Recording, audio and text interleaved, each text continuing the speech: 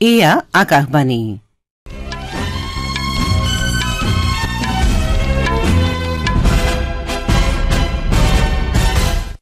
বাতৰি পঢ়িছো নিৰুপমা বৰঠাকুৰে এতিয়াৰ প্ৰধান বাতৰিসমূহত আছে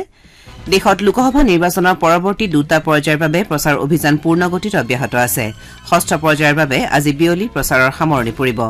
দেশৰ বিভিন্ন প্ৰান্তত আজি ভগৱান বুদ্ধৰ জন্মবাৰ্ষিকীৰ সৈতে সংগতি ৰাখি বুদ্ধ পূৰ্ণিমা পালন কৰা হৈছে এই উপলক্ষে ৰাষ্ট্ৰপতি শ্ৰীমতী দ্ৰৌপদী মুৰ্মু আৰু উপৰাষ্ট্ৰপতি জগদীপ ধনখৰে দেশবাসীক ওলগ জনাইছে কলকাতা উচ্চ ন্যায়ালয়ে 2010 চনৰ পাছত পশ্চিমবংগ চৰকাৰে প্ৰদান কৰা অন্যান্য পিছপৰা শ্ৰেণীৰ সকলো প্ৰমাণপত্ৰ বাতিল কৰিছে chief of defence staff general Anil চৌহানে দেশৰ চাইবাৰ প্ৰতিৰক্ষা সামৰ্থ্য শক্তিশালী কৰাৰ আৱশ্যকতাত গুৰুত্ব আৰোপ কৰিছে আৰু ৰাজস্থান ৰয়েলছে যোৱা নিশা IPL ক্ৰিকেট প্ৰতিযোগিতাৰ এলিমিনেটৰ খেলখনত ৰয়েল চেলেঞ্জাৰ্ছ বেংগালুৰুক 4 উইকেটত পৰাস্ত কৰে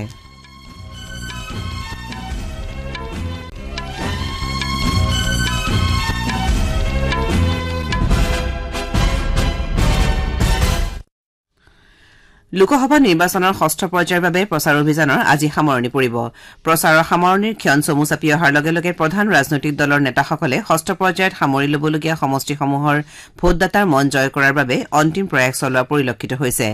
ইফালে লোকসভা নিৰ্বাচনৰ সপ্তম তথা অন্তিম পৰ্যায়ৰ বাবেও প্ৰচাৰ তীব্ৰতৰ হৈ উঠিছে 25 মে আৰু 1 জুনত ষষ্ঠ আৰু সপ্তম পৰ্যায়ত 57টাকৈ সমষ্টিত ভোট গ্ৰহণ কৰা হ'ব বিজেপিৰ জ্যেষ্ঠ নেতা তথা প্ৰধানমন্ত্ৰী নৰেন্দ্ৰ মোদীয়ে আজি হাৰিয়ানাৰ ভিৱানী মহেন্দ্ৰগড়ত দলৰ হৈ প্ৰচাৰ চলাব শ্ৰী মোদীয়ে আজি পাঞ্জাবৰ পাটিয়ালা চহৰতো নিৰ্বাচনী সভাক সম্বোধন কৰিব পাটিয়ালাৰ বিজেপি প্ৰাৰ্থী পৰনীত কৌৰে কৈছে যে জনসাধাৰণে প্ৰধানমন্ত্ৰীৰ ভ্ৰমণলৈ আগ্ৰহেৰে বাট চাই আছে দিল্লীতো লোকসভা নিৰ্বাচনৰ প্ৰচাৰ তুংগত উঠিছে দিল্লীৰ 7খন আসনৰ বাবে আজি প্ৰচাৰ অভিযানৰ সামৰণি পৰিব দিল্লীৰ আটাইকেইটা সমষ্টিৰ বাবে ষষ্ঠ পৰ্যায়ত ভোট গ্ৰহণ অনুষ্ঠিত হ'ব ৰাজনৈতিক দলসমূহে ৰোড শ্ব' নিৰ্বাচনী সভা আৰু ঘৰে ঘৰে গৈ চলোৱা প্ৰচাৰৰ জৰিয়তে ভোটদাতাসকলৰ মন জয় কৰাৰ বাবে আপ্ৰাণ চেষ্টা চলাইছে বিজেপি আম আদমী পাৰ্টি আৰু কংগ্ৰেছৰ ভালেকেইগৰাকী আগশাৰীৰ নেতা আৰু তাৰকা প্ৰচাৰকে আজি দিল্লীৰ বিভিন্ন অংশত নিৰ্বাচনী প্ৰচাৰত ভাগ ল'ব বিজেপিৰ জ্যেষ্ঠ নেতা তথা কেন্দ্ৰীয় মন্ত্ৰী ৰাজনাথ সিং পীয়ুষ গোয়েল স্মৃতি ইৰাণী উত্তৰাখণ্ড আৰু ৰাজস্থানৰ মুখ্যমন্ত্ৰীয়ে দলৰ হকে বিভিন্ন স্থানত নিৰ্বাচনী সভা আৰু ৰোড শ্ব'ত অংশ ল'ব ইফালে কংগ্ৰেছৰ জ্যেষ্ঠ নেতা ৰাহুল গান্ধীয়ে আজি মংগলপুৰী আৰু সীমাপুৰীত নিৰ্বাচনী সভাত ভাষণ দিব আম আদমী পাৰ্টিৰ শীৰ্ষ নেতাসকলেও দলীয় প্ৰাৰ্থীৰ হকে ৰোড শ্ব'ত ভাগ ল'ব ওড়িশাতো ষষ্ঠ পৰ্যায়ত ভোট গ্ৰহণ হ'বলগীয়া 6টা লোকসভা আৰু 42টা বিধানসভা সমষ্টিৰ বাবে প্ৰচাৰ পূৰ্ণগতিত অব্যাহত আছে সপ্তম পৰ্যায়ত অহা 1 জুনত দেশৰ 8খন ৰাজ্য আৰু কেন্দ্ৰীয় শাসিত অঞ্চলৰ 57টা সংসদীয় সমষ্টিৰ বাবে ভোট গ্ৰহণ কৰা হ'ব এই পৰ্যায়ত মুঠ 904 গৰাকী প্ৰাৰ্থীৰ প্ৰতিদ্বন্দ্বিতা আগবঢ়াইছে নিৰ্বাচন আয়োগে প্ৰকাশ কৰা মতে এই পৰ্যায়ৰ বাবে 2105খন মনোনয়ন পত্ৰ দাখিল কৰা হৈছিল পৰীক্ষাৰ অন্তত 954খন মনোনয়ন পত্ৰ বৈধ বুলি বিবেচিত হৈছিল পাঞ্জাবৰ 13টা সমষ্টিৰ বাবে সৰ্বাধিক 598খন মনোনয়ন দাখিল কৰা হৈছিল আনহাতে উত্তৰ প্ৰদেশত 13টা সমষ্টিৰ বাবে 495খন মনোনয়ন পত্ৰ দাখিল কৰা হৈছিল সপ্তম তথা অন্তিম পৰ্যায়ত উত্তৰ প্ৰদেশ আৰু পাঞ্জাবৰ 13খনকৈ আসনৰ লগতে পশ্চিমবংগৰ 9খন বিহাৰৰ 8 ওড়িশাৰ 6 হিমাচল প্ৰদেশৰ 4 ঝাৰখণ্ডৰ 3 আৰু কেন্দ্ৰীয় শাসিত অঞ্চল চণ্ডীগড়ৰ 1খন আসনৰ বাবে ভোট গ্ৰহণ কৰা হ'ব অহা 4 জুনত ভোট গণনা অনুষ্ঠিত হ'ব দেশৰ বিভিন্ন প্ৰান্তত আজি ভগৱান বুদ্ধৰ জন্মবাৰ্ষিকীৰ সৈতে সংগতি ৰাখি বুদ্ধ পূৰ্ণিমা পালন কৰা হৈছে ৰাষ্ট্ৰপতি শ্ৰীমতী দ্ৰৌপদী মুৰ্মু আৰু উপৰাষ্ট্ৰপতি জগদীপ ধনখৰে বুদ্ধ পূৰ্ণিমা উপলক্ষে দেশবাসীক ওলগ জনাইছে ৰাষ্ট্ৰপতি মুৰ্মুৱে এটা বাৰ্তাত কয় যে ভগৱান গৌতম বুদ্ধই মানৱ জাতি আৰু সকলো জীৱৰ প্ৰতি সত্য অহিংসা সম্প্ৰীতি আৰু মৰম ভালপোৱাৰ বাৰ্তা দি থৈ গৈছে তেওঁ কয় যে ভগৱান বুদ্ধৰ সহিষ্ণুতা আত্মসজাগতা আৰু সু আচৰণৰ শিকনিসমূহে সকলোকে মানৱ জাতিৰ সেৱাৰ বাবে উদ্বুদ্ধ কৰে উপৰাষ্ট্ৰপতি জগদীপ ধনখৰে তেওঁৰ বাৰ্তাত কয় যে ভগৱান গৌতম বুদ্ধৰ শিকনিসমূহৰ মাজত নৈতিক আচৰণ মানসিক অনুশাসন আৰু প্ৰজ্ঞাৰ সৈতে সংপৃক্ত জীৱন অনুসৰণৰ ৰূপান্তৰকামী পৰিকল্পনা নিহিত হৈ আছে শ্ৰী ধনখৰে কয় যে ভগৱান বুদ্ধৰ 4 সত্য আৰু অষ্টমাৰ্গৰ তত্ত্বই জনসাধাৰণৰ মৰম ভালপোৱা কৰুণা আৰু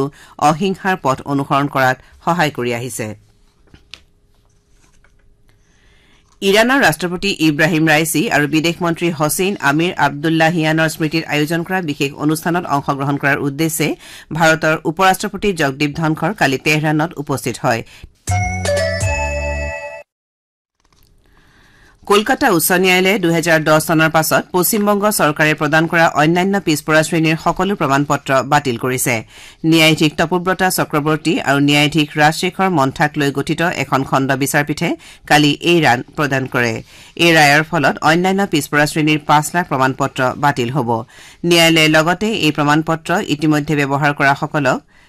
প্ৰভাৱিত নকৰে বুলি স্পষ্ট কৰি দিছে এতিয়াৰে পৰা চৰকাৰী চাকৰিৰ বাবে আবেদন কৰিবলৈ কোনেও এই প্ৰমাণপত্ৰ ব্যৱহাৰ কৰিব নোৱাৰিব খণ্ড বিচাৰপীঠখনে 2010 চনৰ পাছত এই প্ৰমাণপত্ৰ জাৰি কৰাৰ ক্ষেত্ৰত ৰাজ্য চৰকাৰে সঠিক আইনী প্ৰক্ৰিয়া অনুসৰণ কৰা নাছিল বুলি মন্তব্য কৰে ন্যায়ালয়ে লগতে পিছপৰা শ্ৰেণী কল্যাণ আয়োগে 1993 চনৰ আইন অনুসৰি এই অন্যান্য পিছপৰা শ্ৰেণীৰ তালিকা প্ৰস্তুত কৰা বুলি নিৰ্দেশ দিয়ে তাৰ পাছত তালিকাখন বিধানসভালৈ প্ৰেৰণ কৰিব লাগিব বিধানসভাৰ অনুমোদন সাপেক্ষে চূড়ান্ত নাম প্ৰকাশ কৰিব পৰা যাব উচ্চ ন্যায়ালয়ৰ ৰায়ৰ বিৰোধিতা কৰি ৰাজ্যখনৰ মুখ্যমন্ত্ৰী মমতা বেনাৰ্জীয়ে কৈছে যে তেওঁৰ প্ৰয়োজন হলে এই ৰায়ৰ বিৰুদ্ধে উচ্চতম ন্যায়ালয়ৰ দ্বাৰস্থ হ'ব chief of defence staff general Anil চৌহানে দেশৰ চাইবাৰ প্ৰতিৰক্ষা সামৰ্থ্য শক্তিশালী কৰাৰ আৱশ্যকতাত গুৰুত্ব আৰোপ কৰিছে জেনেৰেল চৌহানে কালি নতুন দিল্লীত আয়োজিত অনুশীলন চাইবাৰ সুৰক্ষা 2024 শীৰ্ষক এটা অনুষ্ঠানত অংশগ্ৰহণ কৰি এইদৰে প্ৰকাশ কৰে অনুষ্ঠানত তেওঁ চাইবাৰ ক্ষেত্ৰৰ সৈতে জড়িত সকলো পক্ষৰ একত্ৰীকৰণত গুৰুত্ব আৰোপ কৰে আৰু উদীয়মান চাইবাৰ ভাবুকিৰ সন্মুখীন হোৱাৰ বাবে এটা সহযোগিতামূলক বাতাবৰণৰ প্ৰয়াসৰ বাবে গ্ৰহণ কৰা উদ্যমসমূহৰ ভূয়সী প্ৰশংসা কৰে প্ৰতিৰক্ষা মন্ত্ৰালয়ে কৈছে যে প্ৰতিৰক্ষা চাইবাৰ সংস্থাই 20 মেৰ পৰা 24 মেলৈ সৰ্বাত্মক চাইবাৰ প্ৰতিৰক্ষা অনুশীলনৰ আয়োজন কৰিছে সকলো চাইবাৰ সুৰক্ষা সংস্থাৰ চাইবাৰ প্ৰতিৰক্ষা সামৰ্থ্য বৃদ্ধি কৰাৰ লগতে সকলো পক্ষৰ মাজত সমন্বয় সাধনেই এই অনুশীলনৰ মূল উদ্দেশ্য ৰাজস্থান ৰয়েলছে যোৱা নিশা আহমেদাবাদৰ নৰেন্দ্ৰ মোদী ষ্টেডিয়ামত অনুষ্ঠিত IPL ক্ৰিকেট প্ৰতিযোগিতাৰ এলিমিনেটৰ খেলখনত ৰয়েল চেলেঞ্জাৰ্ছ বাংগালুৰুক 4 উইকেটত পৰাস্ত কৰে ৰয়েল চেলেঞ্জাৰ্ছ বেংগালুৰুৱে প্ৰথমে বেট ধৰাৰ আমন্ত্ৰণ লাভ কৰি নিৰ্ধাৰিত 20 অভাৰত 8 উইকেটৰ বিনিময়ত 172 ৰান সংগ্ৰহ কৰে প্ৰত্যুত্তৰত ৰাজস্থান ৰয়েলছে 19 অভাৰত 6টা উইকেট হেৰুৱাই 174 ৰান কৰে ৰাজস্থান ৰয়েলছে এতিয়া কাইলৈ হ'বলগীয়া দ্বিতীয়খন কোৱালিফায়াৰত সানৰাইজাৰ্ছ হায়দৰাবাদৰ সন্মুখীন হ'ব এই খেলখনত জয়লাভ কৰা দলটোৱে দেওবাৰে ফাইনেলত কলকাতা নাইট ৰাইডাৰ্ছৰ বিৰুদ্ধে অৱতীৰ্ণ হ'ব 2023-24 বৰ্ষৰ FIH প্ৰ লীগত ভাৰতৰ মহিলা হকী দলটোৱে নিজৰ প্ৰথমখন খেলত আৰ্জেণ্টিনাৰ হাতত 0-5 গলত পৰাজিত হয় খেলখনৰ প্ৰথমাৰ্ধত ভাৰতৰ খেলুৱৈসকলে নিয়ন্ত্ৰণ বৰ্তাই ৰাখিবলৈ আপ্ৰাণ চেষ্টা চলে